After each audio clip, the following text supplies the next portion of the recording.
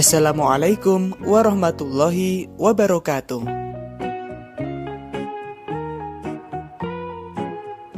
Kepada qada dan qadar merupakan rukun iman yang keenam. Sebagai seorang muslim, kita harus percaya adanya qada dan qadar yang telah ditetapkan oleh Allah Subhanahu wa taala. Baiklah, untuk lebih lanjutnya mari kita pelajari pengertian tentang qada dan qadar. 1. Pengertian qada. Menurut bahasa, qada adalah keputusan atau ketetapan. Menurut istilah, qada adalah keputusan atau ketetapan Allah Subhanahu wa taala terhadap semua makhluknya yang telah ditetapkan sejak zaman azali. For your information, apa sih itu zaman azali? Zaman azali adalah suatu masa atau waktu sebelum diciptakan alam semesta beserta isinya.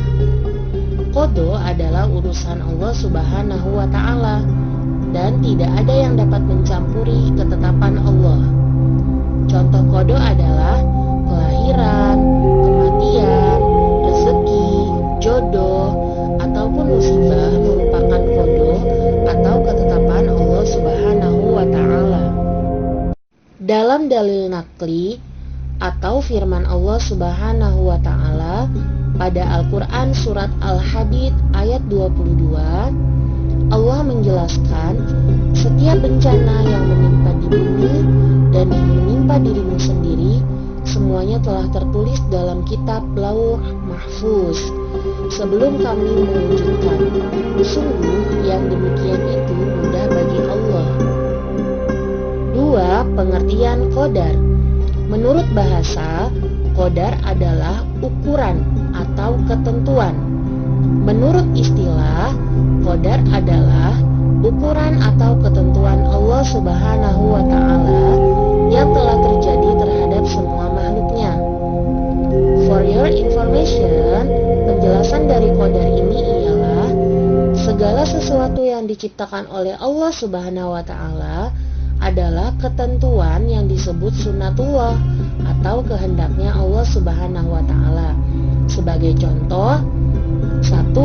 Matahari yang terbit dari timur dan tenggelam dari barat itu adalah ketentuannya Allah. Yang kedua, hujan yang turun hanya di sebagian tempat itu juga sunnatullah atau kehendak Allah. Dan yang ketiga, ukuran rezeki seseorang dan lain-lain. Dalil naqli atau firman Allah Subhanahu wa taala yang menjelaskan tentang qadar ialah Al-Quran Surat Al-Qamar ayat 49 yang artinya, sungguh kami menciptakan segala sesuatu menurut ukuran. B. Hubungan antara qada dan qadar. Apa sih hubungan antara qada dan qadar? Qada dan qadar disebut juga takdir. Tidak ada satu makhluk yang mengetahui takdir dirinya. Manusia tetap wajib untuk berusaha atau ikhtiar.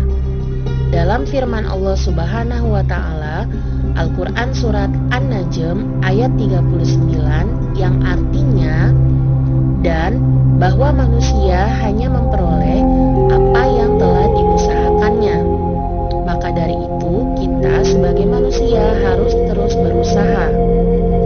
Sebagai seorang muslim harus yakin bahwa apapun yang ditakdirkan Allah Subhanahu wa taala terdapat hikmah. Ada dua macam takdir, yaitu takdir mubram dan takdir mu'allaq yang akan kita pelajari di slide selanjutnya. Perbedaan takdir mubram dan takdir mu'allaq. Takdir mubram adalah ketentuan dari Allah Subhanahu wa taala yang tidak dapat diubah oleh manusia. Contoh takdir mubram: 1. Terjadinya hari kiamat. 2. Lahir bayi laki-laki atau perempuan. 3. Kematian seseorang. 4.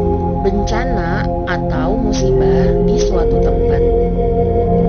Takdir mu'allaq ialah ketentuan Allah Subhanahu wa taala yang dapat diubah oleh manusia dengan cara usaha atau ikhtiar dan berdoa. Contoh takdir mu'allaq: 1. Seseorang dapat menjadi pandai apabila rajin belajar. 2. Seseorang dapat menjadi penghafal Al-Quran apabila rajin menghafal. 3. Seseorang dapat memiliki rezeki yang banyak apabila rajin berusaha dan bekerja keras. C. Beriman kepada qada dan qadar dalam kehidupan sehari-hari. Dalam kehidupan sehari-hari, cara beriman kepada qada dan qadar adalah dengan sebagai berikut. 1. Rajin beribadah kepada Allah Subhanahu wa Ta'ala. 2. Belajar atau bekerja sepenuh hati. 3. Menerima ketetapan Allah Subhanahu wa Ta'ala dengan lapang dada. 4. Belajar dengan sungguh-sungguh agar pandai.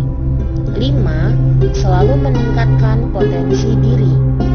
6. Berprasangka baik atas semua takdir Allah Subhanahu wa Ta'ala. Demikian materi kita. Wassalamualaikum warahmatullahi wabarakatuh.